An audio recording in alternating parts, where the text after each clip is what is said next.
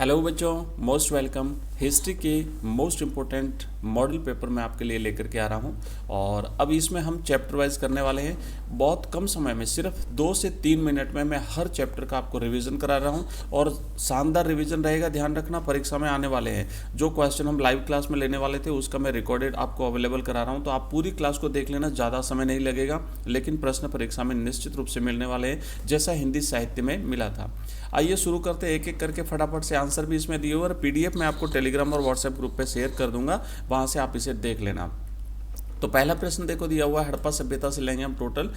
हड़प्पा सभ्यता की सबसे विशिष्ट पुरावस्तु कौन सी है? तो बच्चों फटाफट से रिवीजन करा रहा हूँ। राइट आंसर है ऑप्शन स, मोहरें जो है वो हड़प्पा सभ्यता की सबसे विशिष्ट पुरावस्तु है। नेक्स्ट प्रश्न है कि हड़प्पा सभ्यता के किस स्थल से जूते हुए खेत के साक्ष्य मिले हैं? बच्चों राइट आंसर रहेगा ब, कालीबंगा से जूते हुए खेत के साक्ष्य मिले हैं। कालीबंगा राजस्थान के हनुमानगढ़ जिले में है। तीसरा प्रश्न है भारतीय पुरातत्व के जनक किसे कहा जाता है? तो बच्चों राइट आंसर रहेगा अलेक्जेंडर कनिंघम को भारतीय पुरातत्व का जनक माना जाता है। चौथा प्रश्न है कि चन्नू दड़ो किस वस्तु के निर्माण के लिए प्रसिद्ध था? तो बच्चों चन्नू दड़ो जो है वो मन के बनाने के लिए प्रसिद्ध था। सही जवाब रहेगा ऑप्शन ब। अगला प्रश्न है कि एक मूर्ति जिसे पुरोहित राजा की संज्ञा दी गई है कहां से प्राप्त हुई थी? तो बच्चों राइट आंसर रहेगा ऑप्शन ब, मोहनजोदड़ो से प्राप्त हुई है। ये मोहनजोदड़ो के बारे में बहुत सारे प्रश्न पूछे जाते हैं, तो मोहनजोदड़ो से विशाल स्नानागार, विशाल अन्नागार, पुरोहित राजा की मूर्ति, ये सारी चीजें यहाँ से प्राप्त हुई है। नेक्स्ट प्रश्न है सिंधु घाटी सभ्यता का कौन सा स्थल मन के बनाने के लिए प्रसिद्ध था? तो बच्चों चन्नू दड़ो मन के बनाने के लिए प्रसिद्ध था। अगला प्रश्न है कि हड़प्पई लिपि में लिखा गया सूचना पट कहाँ से प्राप्त हुआ है? तो ये धौलावीरा से प्राप्त हुआ है। धौलावीरा गुजरात में रहता है और ये जल प्रबंधन के लिए जाना जाता है।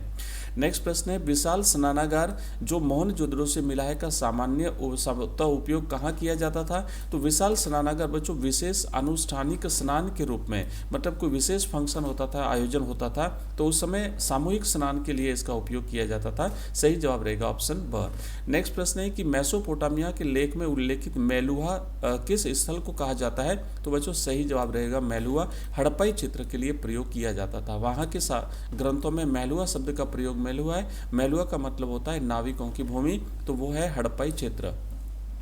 नेक्स्ट प्रश्न है पिलमुन नाम से प्रसिद्ध क्षेत्र कौन सा है? तो बच्चों बहरीन को पिलमुन के नाम से जाना गया है। ऑप्शन स इसका राइट आंसर है।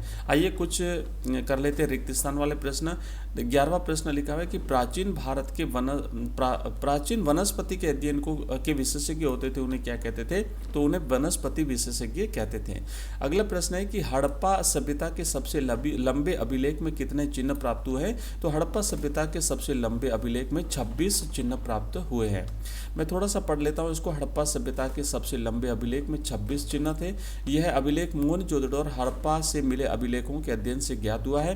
हड़प्पा लिपि को अभी तक पूरी तरह से पढ़ा नहीं गया जा सका है, लेकिन यह लिपि जो है वो संकेत लिपि या चित्रात्मक लिपि कहलाती है। यहाँ से भी प्रश्न बन सकता है।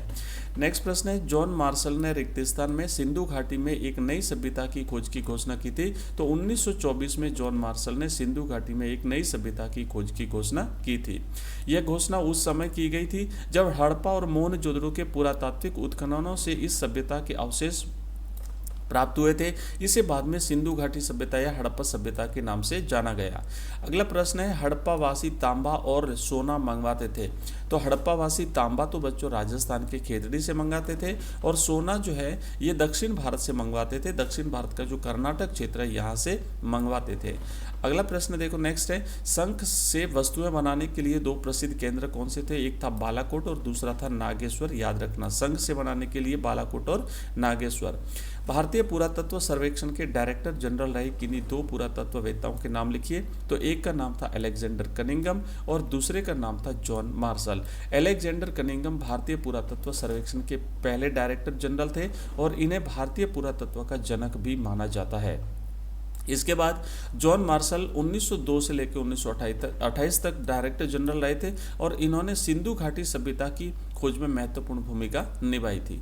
नेक्स्ट प्रश्न है मोहनजोदड़ो के दुर्ग पर स्थित 2 प्रमुख संरचनाओं के नाम लिखिए। तो मोहनजोदड़ो की जो 2 प्रमुख संरचना उसमें एक आएगा महान स्नानागार जिसे ग्रेट बाथ के नाम से जाना जाता है और दूसरा है अन्नागार जिसे ग्रेनरी के नाम से जाना जाता है। उसके बाद बच्चों कुछ प्रश्न मैं आपको बता देता हूँ कि हड़प्पाई मोहरें किससे बनाई जाती थी? सैलखड़ी से बनती थी। हड़प्पा के किस स्थान से नहरों के अवशेष मिले हैं? लोथल से नहीं, धौलावीरा से, और साथ ही साथ जो सोरतुघई है अफगानिस्तान में, यहाँ से मिले हैं। हड़प्पाई लिपि में चिन्हों की कुल संख्या कितनी है? देखो ये सारे प्रश्न आप लोग पढ़ लेना, और अब इस तरीके से हमारा ये पहला चैप्टर कंप्लीट होता है। एक बार प्रश्न बता देता हूँ मैं, ठीक है। और एडी का क्या अर्थ है? हड़प्पा पूर्व बस्ती। चलिए, तो ये हमारा पहला चैप्टर हो गया। अब हम मिलते हैं फिर से दूसरे चैप्टर में थोड़ी देर के बाद में। तब तक के लिए जय हिंद, जय भारत।